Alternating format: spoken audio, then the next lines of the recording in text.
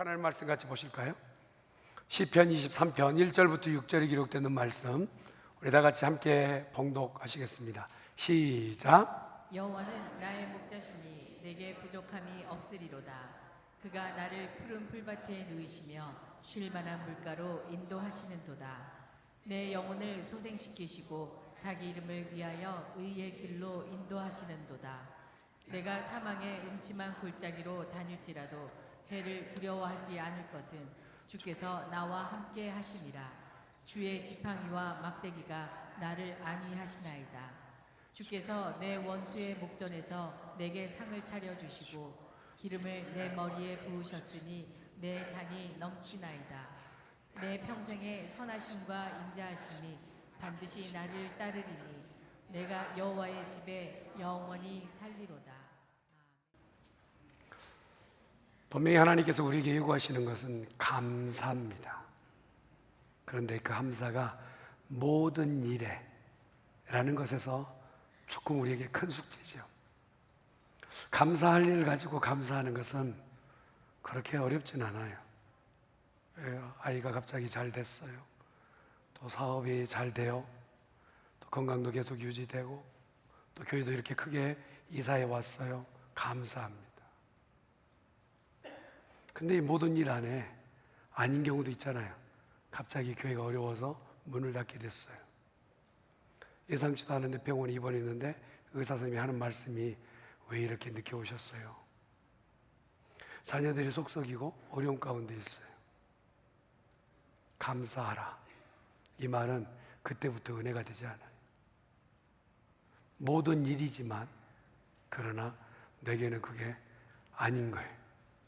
범사에라는 이 단어 자체가 사실은 모든 일에라는 뜻이거든요.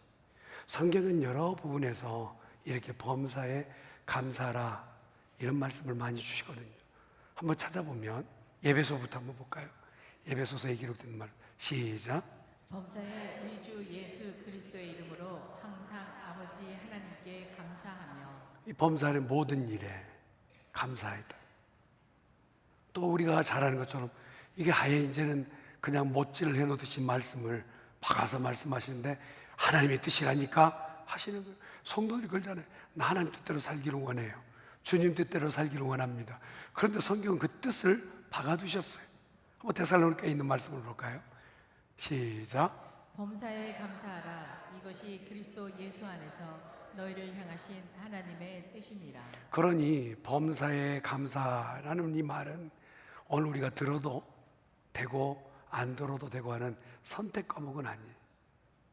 이 일에 있어서 우리가 어찌하든 감사해야 되겠는데 성경의 많은 인물들을 보니까 하나님께서 쓰셨던 인물들 말이에요.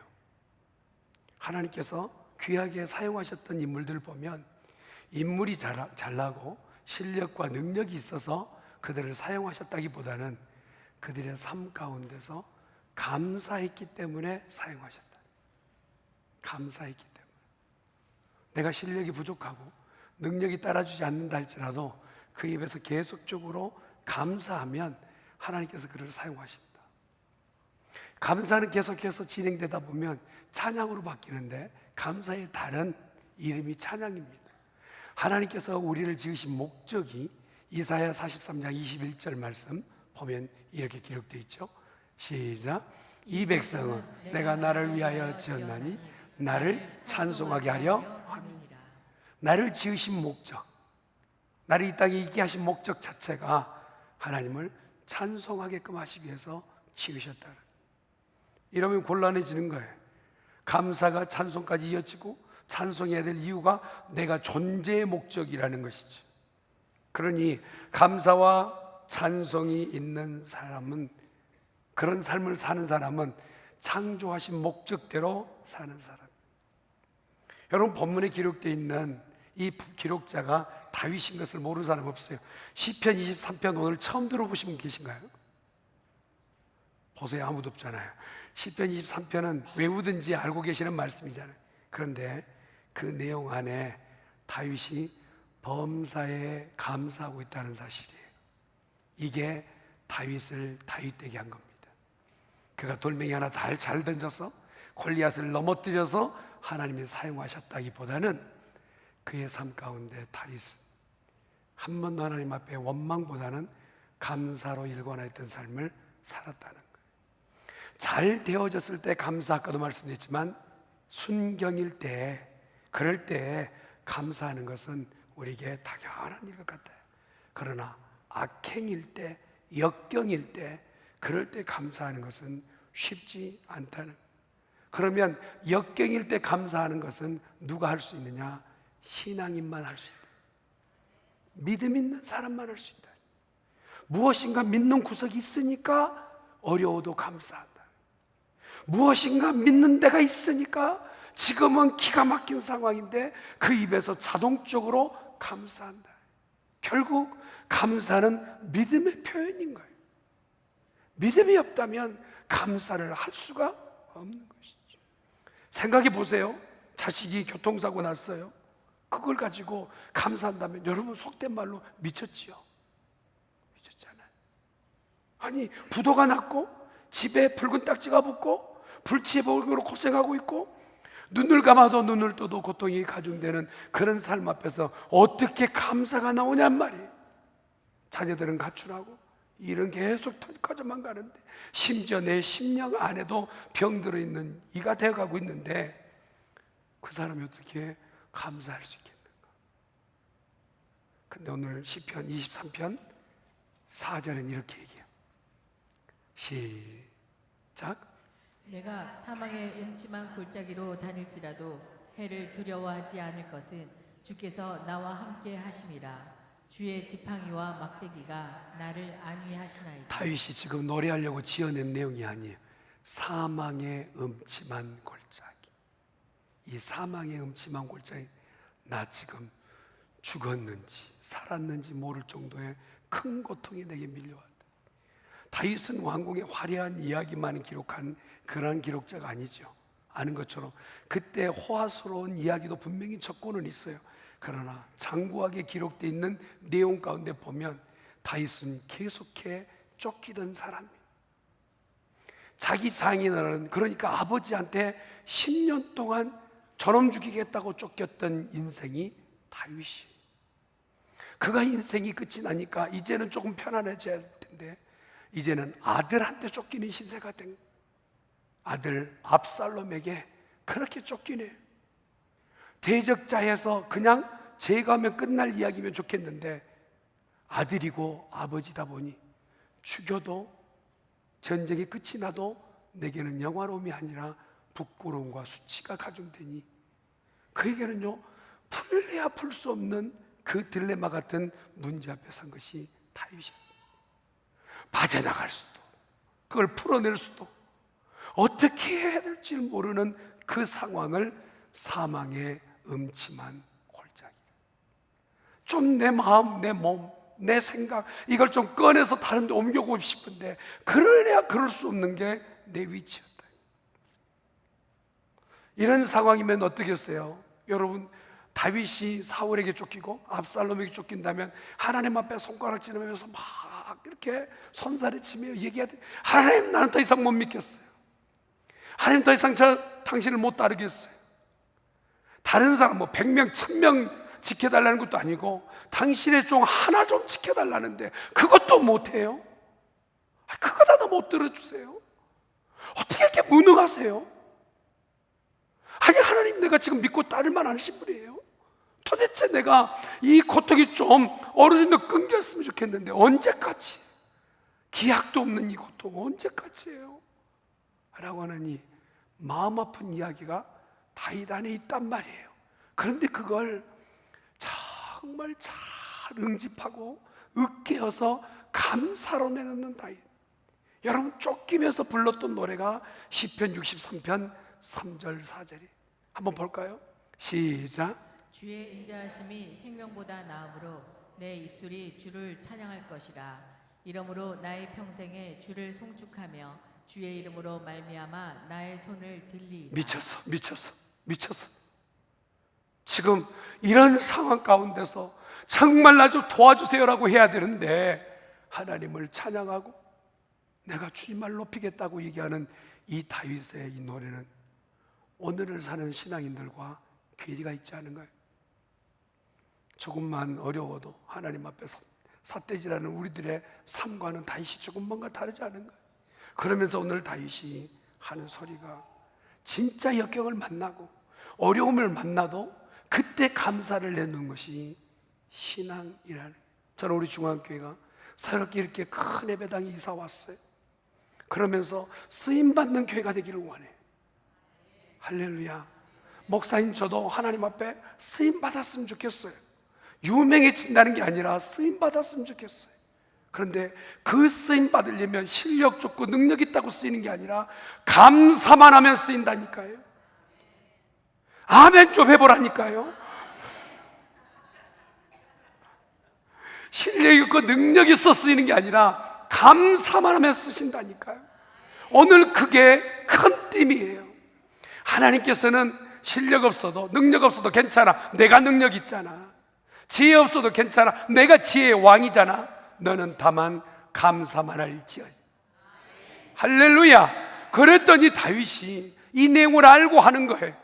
압살롬이 들을 나에게 달려오든 뒷살롬이 나를 달려오든 사울이든 오울이든 어떤 상황에도 그가 결정한 건 뭡니까? 나 오늘 죽어도 좋소. 주님, 사망의 음침한 골짜기를 지난다 할지라도 내가 해를 두려워하지 않을.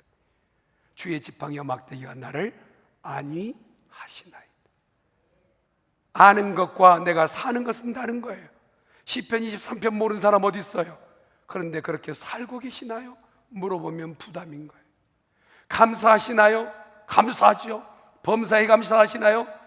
그건 좀 우리의 삶이 범사가 감사가 되는 성도 되기를 예수 이름으로 축원합니다. 성경의 인물이 아니라 할지라도 세상 가운데는 많은 사람들이 역경을 감사로 바꾸는 사람이 있어요.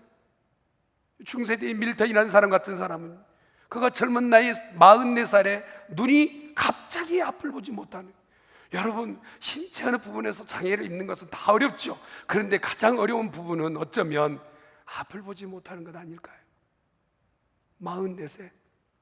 그러니까 이 사람이 결정하고 손들고 하나님 앞에 이렇게 결정. 주께서 내 시선을 어둡게 하시고 오직 주님만 볼 수 있도록 속눈을 열어주신 것 감사합니다. 나 이럴 줄 알았어요. 겉눈은 닫으시고 속눈을 열어주시니 감사. 그가 써낸 신라권은 그 뒤에 성경만큼이나 많이 읽혔던 엄청난 책이 아닙니다. 쓰임받는다는 것은 감사로 시작돼야지. 우리 교회가 진짜로 감사로 쓰임받는 중앙교회 되기를 예수님이 축원합니다. 발명가 에디슨은 그가 실험하다가 귀가 어두워졌잖아요.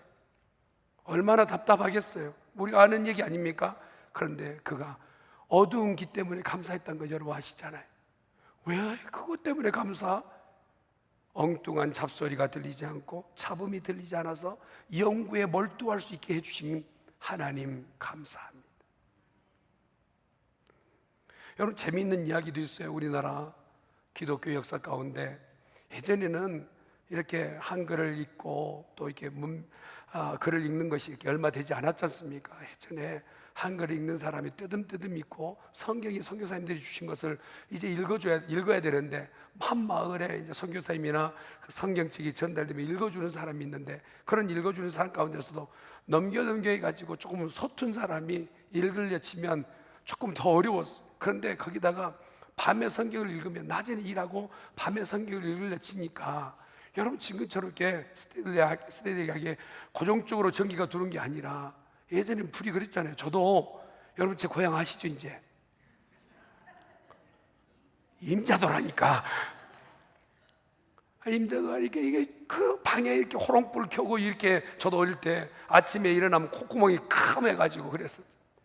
근데 불이 바짝바짝 이렇게 바람 불며 꺼질라 말라 이렇게 하는데 성경을 그때 읽었는데 시편 23편 읽은 거예요. 그때 이제 읽는 분이 여호와는 나의 목 자르시니 그러고 나선 내가 부족함이 없을 이렇게 읽은 거예요. 그러니 그 말을 읽혀졌고 이걸 설교를 해야 되는데 설교하신 분이 이렇게 설교합니다. 여호와께서 내 목을 자른다 할지라도 나는 부족함이 없습니다. 기독교 역사 가운데 있는 이야기. 그런데 온 성도가 시험 들어가지고 넘어진 게 아니라 울며 아멘한 거예요. 주님, 오늘 나를 죽음의 자리에 던진다 할지라도 저는 부족하지 않습니다. 감사합니다. 할렐루야. 이게 우리 기독교 역사의 초대 성도들의 신앙이었단 말이에요. 감사를 많이 하고 어려운 일을 당할 때 그게 더 감사가 되든가요? 더 어려워지지. 그러나 여러분, 우리의 삶 가운데서 평소에 감사를 계속 쌓다 보면 하나님께서 기뻐 받으실 만한 감사의 제사가 될 줄 믿습니다. 그래서요, 우리 가운데 감사는 목표가 분명해요. 집을 주셔서 감사, 차를 주셔서 감사, 무엇을 주셔서 감사가 아니라 우리의 목표는 범사가 감사해요. 할렐루야.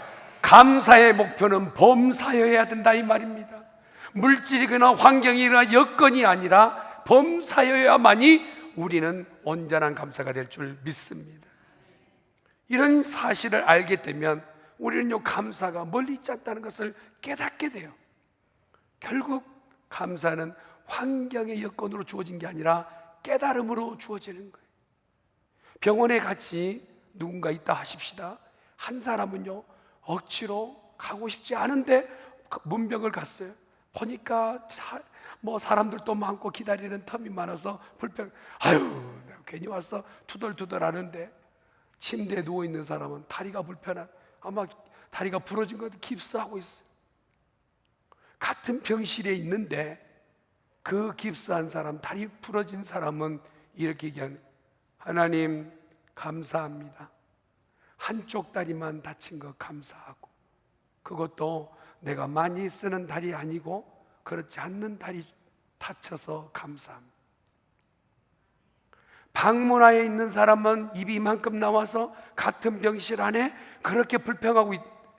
한 사람은 그렇게 누워서 불편한 가운데 있는데도 감사가 무엇인가 향내나는 향기처럼 피어오른단 말이에요.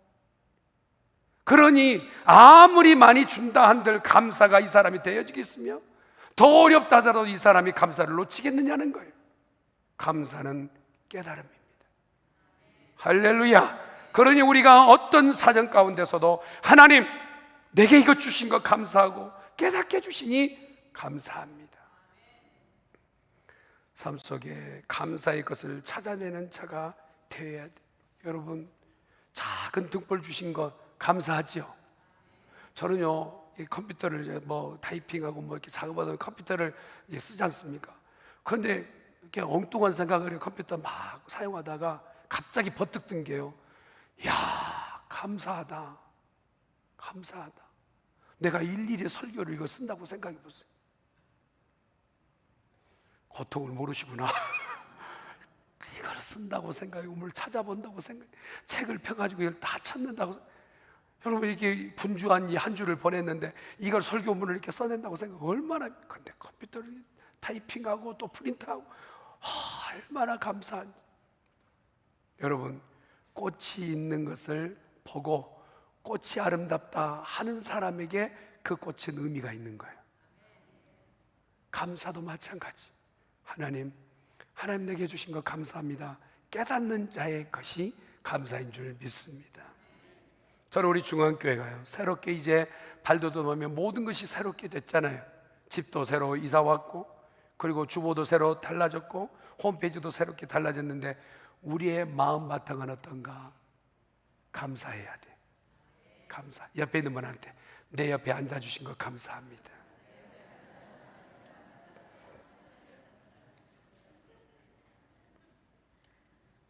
다윗에게는 널린 게 원수요. 널린 게 원수였어요. 여러분, 어떤 분이 그러시더라고요.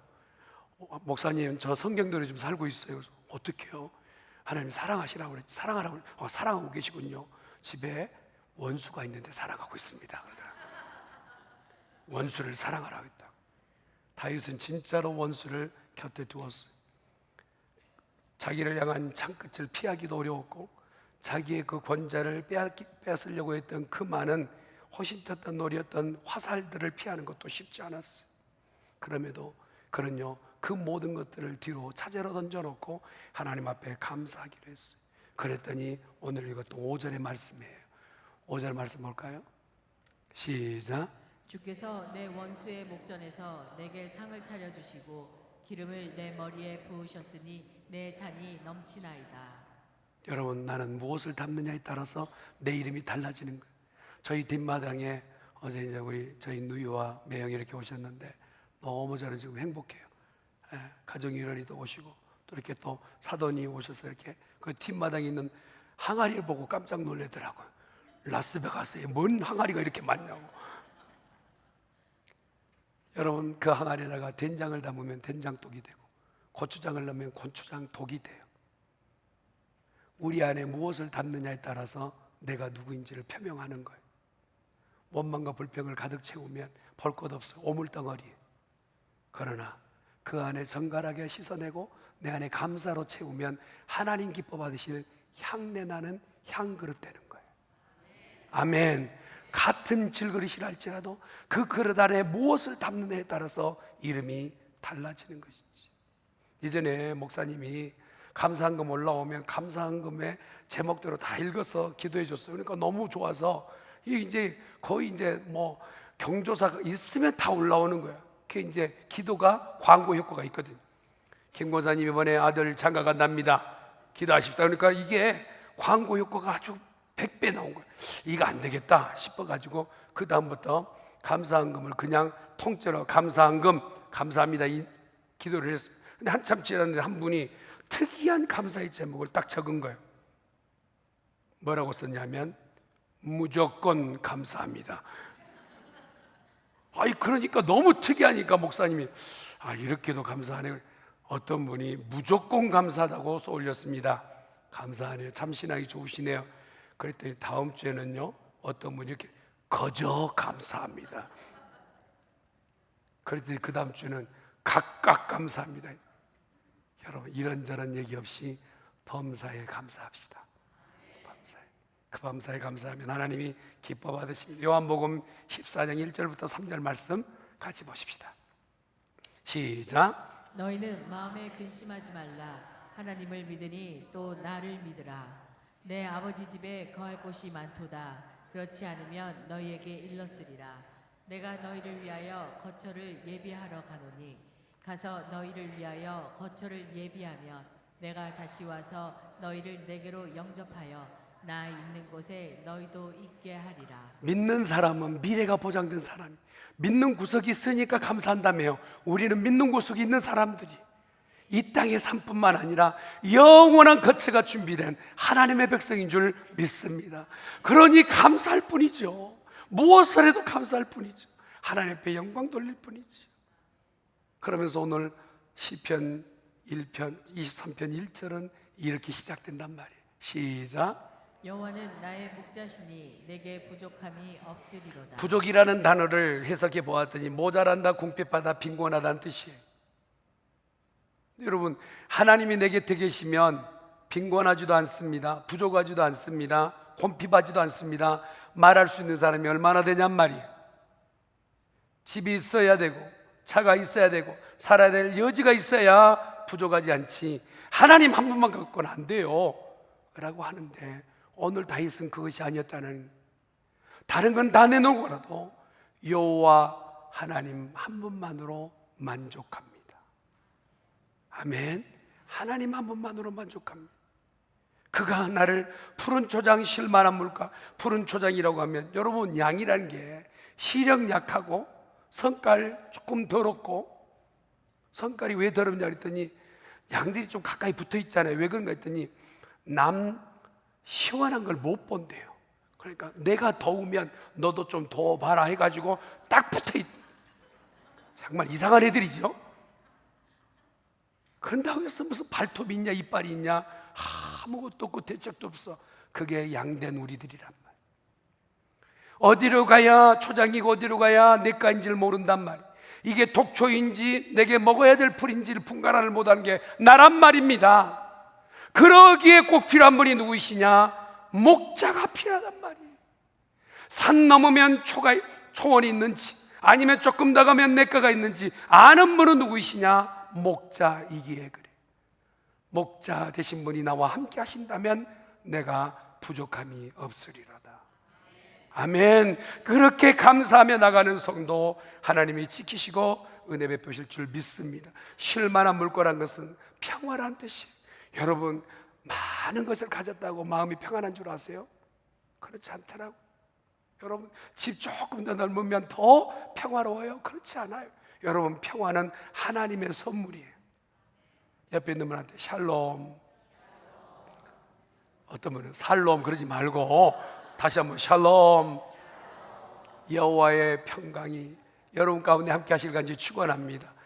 여호와께서 목자가 되시면 푸른 초장 쉴만한 물가로 인도해 주신다. 이게 지금 목가적 시편인 것 같아 보이지만 쫓기며 죽음 앞에 서 있는 다윗의 시라는 걸 잊지 마세요. 잊지 마세요. 기가 찬 상황 가운데서 다윗이 내놓았던 인생에 때 묻어 있는 그 고백이라는 사실을 잊지 마세요. 여호와가 나의 목자이시다. 나를 소생케 하신다. 3절 상반절에 보면 내 영혼을 소생시킨다. 소생이란 것은요, 모든 것을 새롭게 한다. 완전히 뒤엎어 주신다는 거예요.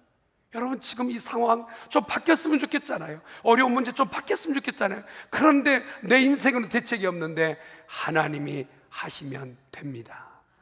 저는 그걸 믿어요.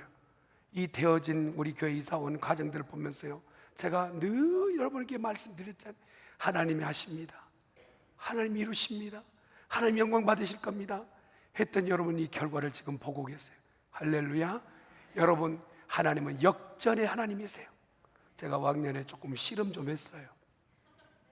그래 보이신가요? 네, 초등학교 때. 근데 씨름의 묘미는 뭐냐? 뒤집기예요. 다른 사람 밑에 들어가서 완전히 판을 뒤엎는. 우리 하나님은 역전의 용사세요. 지금은 기가 막힌 상황이지만 하나님은 변화시켜 새롭게 하는, 소생시키는 역사를 허락하실 줄 믿습니다. 말씀을 마무리 짓게요. 오늘 우리가 여호와 앞에 섰어요. 그리고 교회가 새롭게 시작되어집니다. 그때 하나님 오늘 우리에게 뭘 얘기하시느냐? 내 백성에게 감사를 가르쳐라. 내 백성에게 찬송을 가르쳐라. 존재 목적이 그것이고 그렇게 하면 내가 너희를 사용하리라 하십니다. 우리 중앙교회 쓰임받는 교회 되기를 간절히 축원합니다. 아멘. 기도하십시다. 전능하신 여호와 하나님 아버지, 감사합니다. 다윗이 그 인생의 고단스럽고 어려운 일들을 만남에도 그 입술에서 감사와 찬양이 끊이지 않았던 것처럼 우리 중앙교회 온 성도가 감사로 일관하게 하시고 찬양하는 데 집중하게 하셔서 하나님의 영광이 이곳을 통하여 드러나게 하시고 이 고을에 소문난 교회 되게 하여 주시옵시고 영혼들이 정말 물밀듯 몰려오는 그러한 귀한 교회 되게 도와 주시옵소서. 감사하고 예수님의 이름으로 기도드리옵나이다. 아멘.